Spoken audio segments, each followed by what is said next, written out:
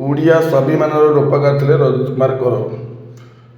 ଓଡ଼ିଶା ଭାଷା ସାହିତ୍ୟ ସଂସ୍କୃତିର ଅନନ୍ୟ ସାରସ୍ୱତ ବିଭୂତି ପଦ୍ମଶ୍ରୀ ଡକ୍ଟର ରଜତ କୁମାର କରଙ୍କ ପୁଣ୍ୟତିଥି ଅବସରରେ ଭୁବନେଶ୍ୱର ସ୍ଥିତ ଭାରତୀୟ ଚିକିତ୍ସକ ସଂଘ ଭବନ ପ୍ରେକ୍ଷାଳୟରେ ଚତୁର୍ଥ ସ୍ମୃତି ସଭା ଓ ପ୍ରଥମ ପଦ୍ମଶ୍ରୀ ଡକ୍ଟର ରଜତ କର ସ୍ମାରକୀ ଓଡ଼ିଶା କୁଇଜ୍ ଅନୁଷ୍ଠିତ ହୋଇଯାଇଛି।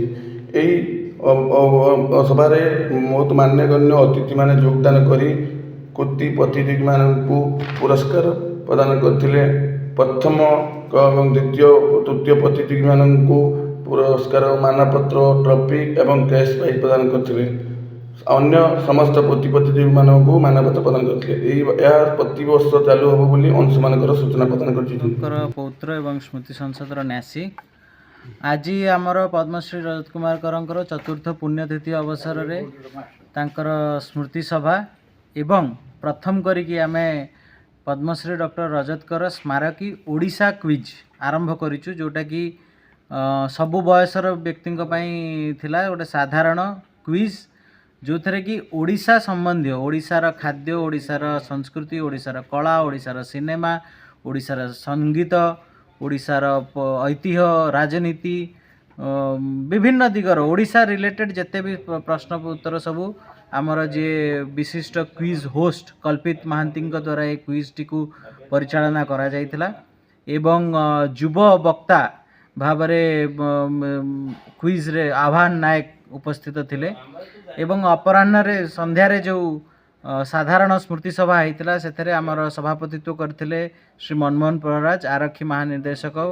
ପୂର୍ବତନ, ଆଉ ମୁଖ୍ୟ ଅତିଥି ଭାବରେ ଯୋଗ ଦେଇଥିଲେ ପ୍ରଫେସର ସନ୍ତୋଷ କୁମାର ତ୍ରିପାଠୀ, ସମ୍ମାନିତ ଅତିଥି ଭାବରେ ଡକ୍ଟର ସଙ୍ଗୀତା ଗୋସାଇଁ ଏବଂ ମୁଖ୍ୟ ବକ୍ତା ଭାବରେ ଶ୍ରୀ ଅନନ୍ତ ଗୋପାଳ ପଣ୍ଡା ଉପସ୍ଥିତ ଥିଲେ।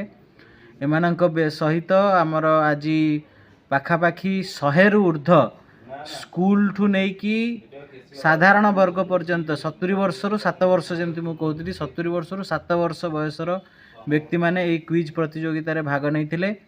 ଆଉ ଏହି କ୍ୱିଜ୍ରେ ଆମେ ପ୍ରଥମ ସ୍ଥାନ ବିଜେତା ଏବଂ ଦ୍ୱିତୀୟ ସ୍ଥାନ ବିଜେତାଙ୍କୁ ଯଥାକ୍ରମେ 2000 ଟଙ୍କା କ୍ୟାଶ୍ ଏବଂ ଟ୍ରଫି ସାର୍ଟିଫିକେଟ୍ ସହିତ ଦ୍ୱିତୀୟ ସ୍ଥାନ ବିଜେତାଙ୍କୁ 1000 ଟଙ୍କା କ୍ୟାଶ୍ ଏବଂ ଟ୍ରଫି ଦିଆଯାଇଛି।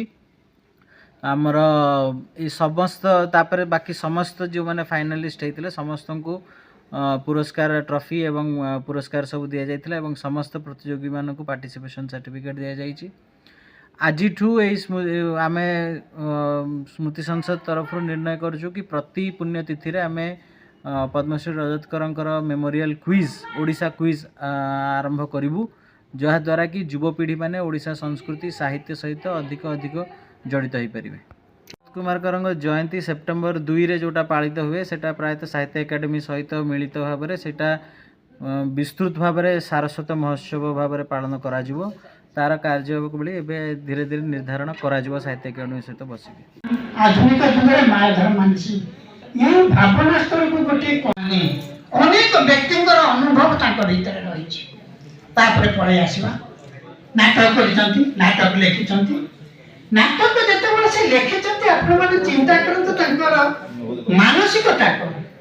ପ୍ରତ୍ୟେକ ଲେଖକର ଗୋଟେ ମାନସିକତା ଭିତରେ ଗୋଟେ ବୃହତ୍ତର ଜାତୀୟ ପ୍ରତିଛବି ଥାଏ। ଆମେ ଯେତେବେଳେ ଏବେ ଚଳଚ୍ଚିତ୍ର କରୁଛୁ, ନାଟକ ଲେଖୁଛୁ, ସବୁ କରୁଛୁ,